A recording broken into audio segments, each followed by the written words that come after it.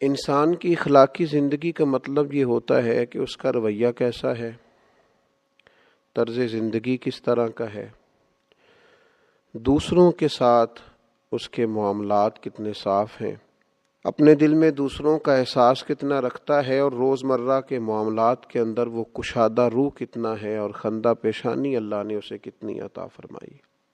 ہم نبی اکرم نور مجسم شفیع معظم آقا دو عالم رحمت عالم صلی اللہ تعالی علیہ وسلم کے ماننے والے، ہم کریم محبوب علیہ السلام کے دروازے کے گدا اور غلام ہیں۔ اللہ تعالیٰ نے ہمارے نبی کریم صلی اللہ تعالی علیہ وسلم کی شان و عظمت کو بیان کیا اور فرمایا وَإِنَّكَ لَعَلَىٰ خُلُقٍ عَظِيمٍ، بے شک آپ عظیم الشان خلق پر فائز ہیں، آپ عظیم اخلاق پر ہیں۔ نبی کریم صلی اللہ تعالی علیہ وسلم کے اخلاق حسنہ نے، کردار و عمل نے دنیا کو دین کی طرف مائل کر لیا۔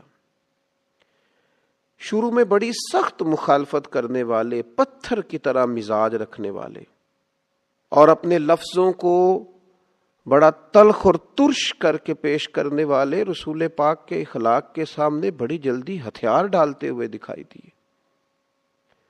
وہ کئی دفعے ہاتھوں میں روڑے، پتھر، خنجر، تلواریں اٹھا کے آئے، پر کریم محبوب صلی اللہ تعالی علیہ وسلم کے اخلاق حسنہ کا مقابلہ نہیں کر سکے۔ رسول پاک علیہ السلام کی میٹھی گفتگو کا کوئی توڑ ان کے پاس موجود نہیں تھا۔ حضور کے لب و لہجے کی شائستگی، کریم محبوب کا مسکراتا چہرہ، میٹھی، دھیمی، ٹھنڈی، دل موہ لینے والی باتیں، اور دلوں میں گھر کرتا ہوا لہجہ، الفاظ کی شرینی، اور رسول پاک صلی اللہ تعالی علیہ وسلم کا ناصحانہ انداز اور مائل کرتا ہوا لہجہ۔ اپنی مخالفت کرنے والے بھی اپنی تنہائیوں میں سوچا کرتے تھے کہ کبھی اس کریم کے غلام بن جائیں نا۔ بحث کر کے معاذ اللہ لوٹ کر جانے والے بھی رستوں میں کہا کرتے تھے لفظ لفظ سچا ہے، بات بات خوشبو والی ہے، ایک ایک جملے سے شہد ٹپکتا ہے۔ قریب جانے کو نہیں، قربان ہو جانے کو دل کرتا ہے۔ یہ جو اخلاقی رویہ ہوتا ہے، یہی تو انسان کی اصل پہچان ہوتا ہے۔ اس کا جو اخلاقی رویہ ہوتا ہے وہی سوسائٹی کے اندر اس کے مقام کو متعین کرتا ہے۔ اگر کوئی شخص کہے کہ میں اپنے مال کے زور پر اپنے آپ کو منوا لوں، تو نبی پاک علیہ السلام نے فرمایا تم مال کے زور پر لوگوں کے دلوں میں گھر نہیں کر سکتے۔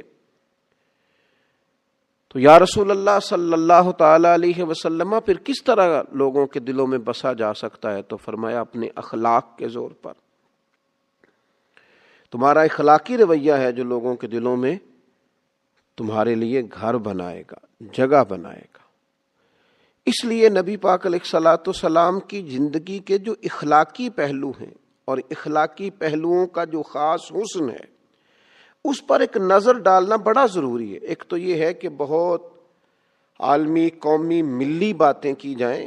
حضور کی زندگی ہر جگہ فیض دیتی ہے، اس پر بھی گفتگو ہو سکتی ہے، لیکن آج کی نشست میں کچھ چند ایک ایسی خاص باتیں جن کی ہر لمحہ، ہر گھڑی ہمیں اپنی نجی، عائلی اور ذاتی زندگی میں ضرورت پڑتی ہے، ان میں سے حضور علیہ السلام کی بارگاہ سے، اخلاق عالیہ سے چند باتیں آپ کی خدمت میں عرض کرنی ہے۔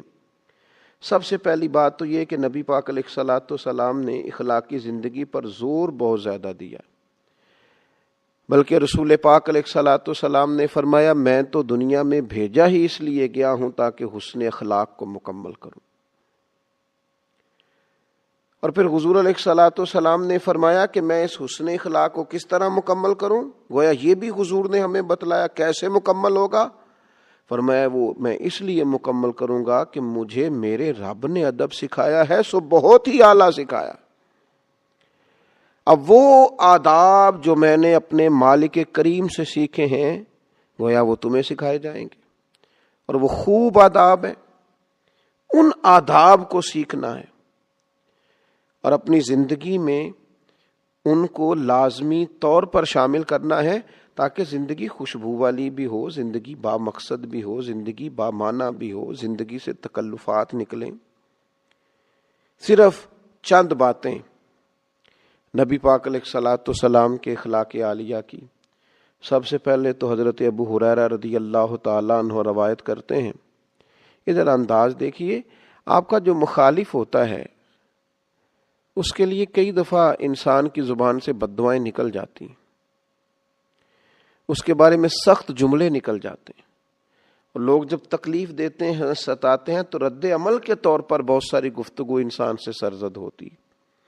اور یہ کوئی ایسی بات نہیں ہے، یہ طبی تقاضا ہوتا ہے، بے ساختہ بھی بعض اوقات کچھ گفتگو نکل جاتی۔ تو حضرت ابو ہریرہ رضی اللہ تعالیٰ عنہ روایت کرتے ہیں کہ رسول اللہ صلی اللہ علیہ وسلم سے عرض کیا گیا، آپ مشرکین کے خلاف دعا مانگیں؟ کیا مختصر سا جواب حضور نے ارشاد فرمایا، نبی رحمت علیہ السلام فرمانے لگے، مجھے لعنت کرنے والا نہیں بنا کے بھیجا گیا، مجھے تو رحمت بنا کے بھیجا گیا۔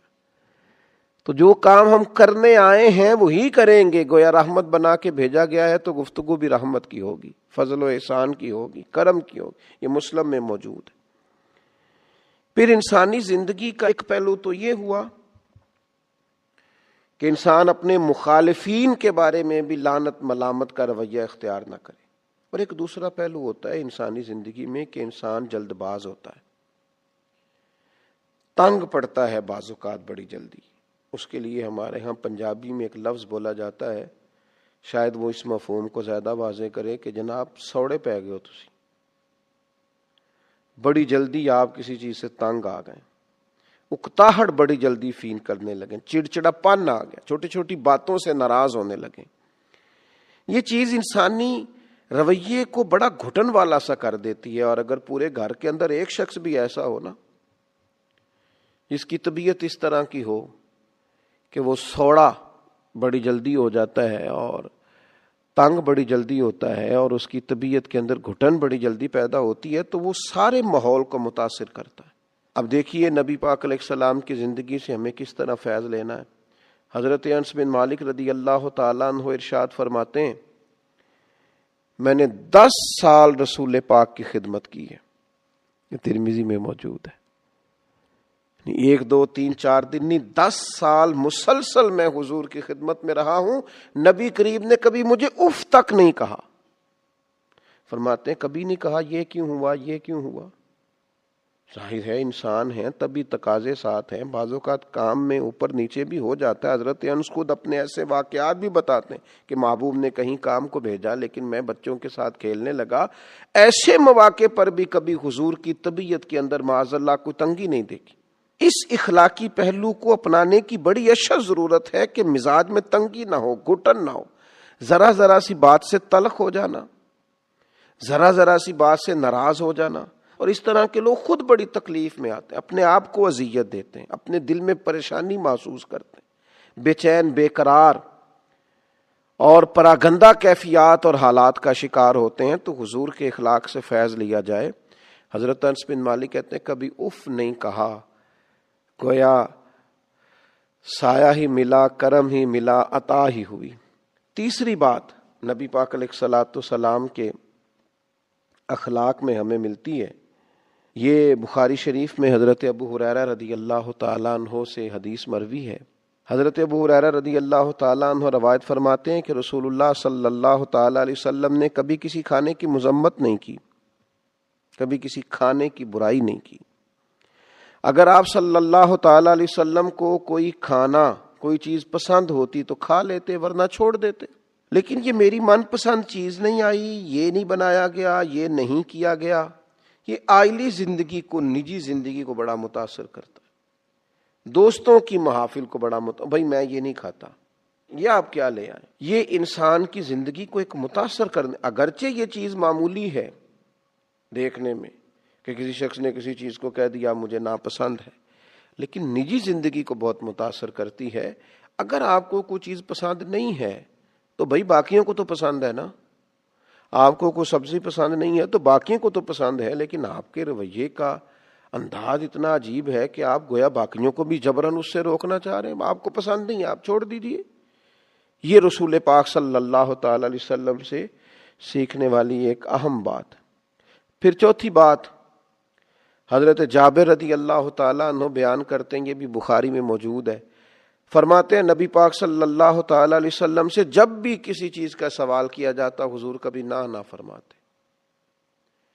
رویے کی سخاوت، کرم کی برکھا دینے کا انداز، ایسا کوئی محبوب کہیں ہوگا نہ کہیں ہے، بیٹھا ہے چٹائی پہ مگر عرش نشیں ہے، اور ملتا نہیں کونین کو کیا کیا تیرے در سے، ایک لفظ نہیں ہے جو تیرے لب پہ نہیں ہے۔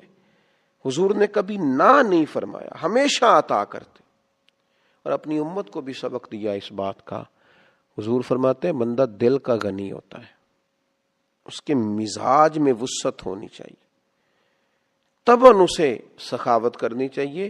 بڑی جلدی بڑی چیزوں کے بارے میں انکار کر دینا اور کسی بخیلی کا شکار ہونا یہ مومن کی شان نہیں ہے۔